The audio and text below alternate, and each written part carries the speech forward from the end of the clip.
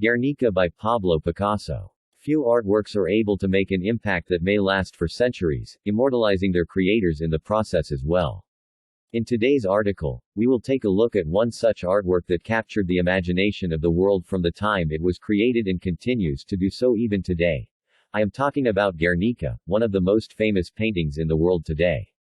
Of course, even though the painting in itself is great and captivating, it no doubt benefits from the fact that it was made by one of the greatest and most celebrated artists of all time, Pablo Picasso. Now without further ado, let us discuss the iconic artwork with the most obvious question that may come to the mind of those unaware of it. Question 1. What is Guernica? If you are not an art enthusiast or a Picasso fanatic, then there is a chance that you have probably never heard of a painting called Guernica. And that's all right, for it is not yet a household name like Leonardo da Vinci's Mona Lisa. Guernica is a large anti-war oil painting made by the great Spanish artist Picasso in the year 1937, in response to the aerial bombing of the Basque town of Guernica in northern Spain during the Spanish Civil War, on 26 April 1937. The white, black, and gray painting is made on a canvas measuring 3.49 meters in height and 7.76 meters across and depicts the violence, chaos, and suffering unleashed by the aerial bombing of the town. The painting includes vivid images of horror and suffering such as a dead baby, a screaming woman, a gored horse, a dismembered soldier, flames, etc. Upon its completion, the painting was displayed at the 1937 Paris International Exposition and then taken on a touring exhibition around the world. The painting quickly garnered praise and acclaim around the world and became famous. It not only helped to raise funds for Spanish war relief but also attracted international attention to the ongoing Spanish Civil War. Question 2. What is the inspiration behind the painting? As mentioned above, the inspiration behind the painting was the bombing of Guernica, a Basque town in northern Spain. The bombing of Guernica was carried out at the request of Francisco Franco's rebel nationalist faction, by its allies, Fascist Italy and Nazi Germany. The main reason for the attack was that Guernica was being used as a communications center by the Republican forces just behind the front line. The aim of the bombing was to destroy the roads and bridges of the town. The worst aspect of the bombing was that it involved the bombing of civilians by a military air force, something that is considered a war crime.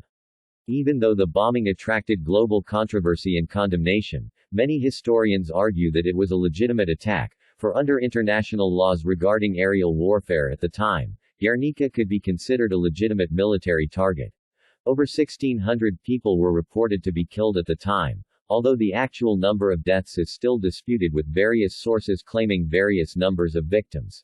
This attack on the civilian population inspired Picasso to create the artwork that would go on to become the most famous anti-war painting in the world. Question 3. Why did Picasso choose this particular subject for the painting? In January 1937, when Picasso was living in Paris, he was commissioned by the Spanish Republican government to paint a large mural for the Spanish display at that year's Paris International Exposition. The government wanted him to create a mural that could help raise awareness of the Spanish Civil War as well as raise funds for Spanish war relief. Initially, Picasso did not work on the commission very seriously even though he had accepted it. For the first 3 months after accepting the commission, that is, up until late April, he worked on the initial sketches of the piece without much interest. However, his attitude and urgency to create the mural changed after the bombing of Guernica on 26 April, when Spanish essayist and poet Juan Laria Cellieta visited him and convinced him to make the bombing the subject of his mural. Picasso also read the account of the bombings written by journalist George Lothair Stier, which gave him an idea of what to depict in the painting. Picasso quickly abandoned his original idea and began making sketches for the new subject, which would go on to become Guernica. Question 4.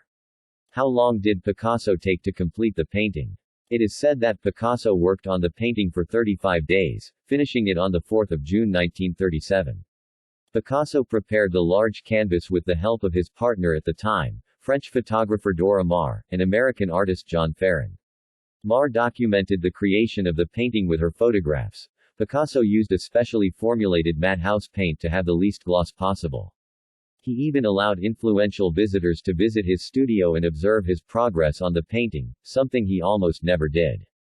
This helped to create anticipation and publicity for the painting, which Picasso believed would help the fight against fascism. Mars black and white photographs inspired Picasso to abandon colors and keep the painting black, white, and gray, in order to give it the immediacy of a photograph. Question 5. What does the painting depict? I know it's quite difficult, maybe even impossible, to describe a painting in words, much less one that is as iconic, famous, and vivid as Guernica.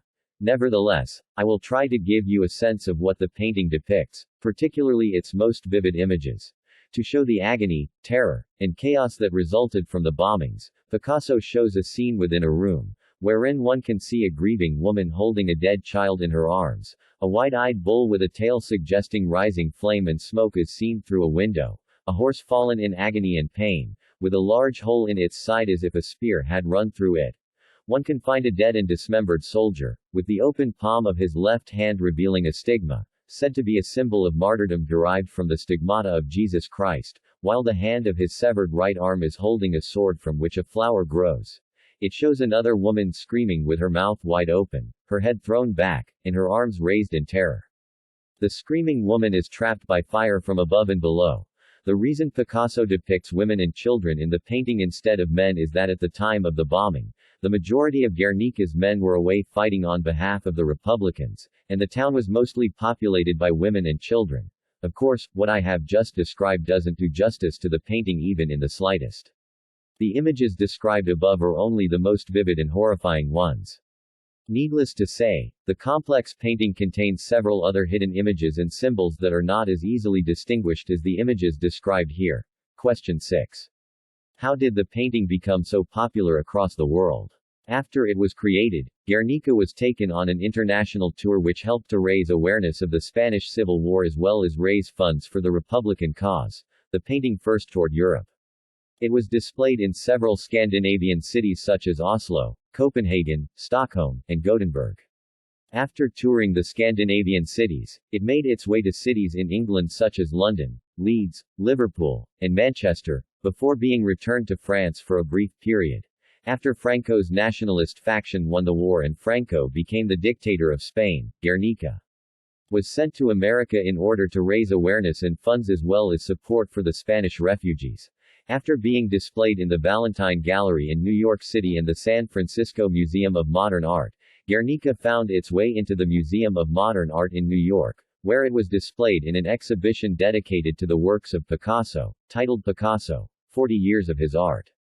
The exhibition contained 344 works of Picasso. Picasso insisted that Guernica be entrusted to the Museum of Modern Art for safety, and refused to give permission for it to be taken to Spain until democracy and liberty were restored in the country. As the years rolled by, Guernica toured more extensively, first across the United States and then across several other major cities across the world. This is how Guernica became an internationally well-known and acclaimed artwork and a powerful anti-war artistic statement. Question 7. What is the legacy of the painting today? Today, Guernica is one of the most famous and influential artworks in the world, a symbol and statement warning us against the horror, devastation, and suffering caused by war.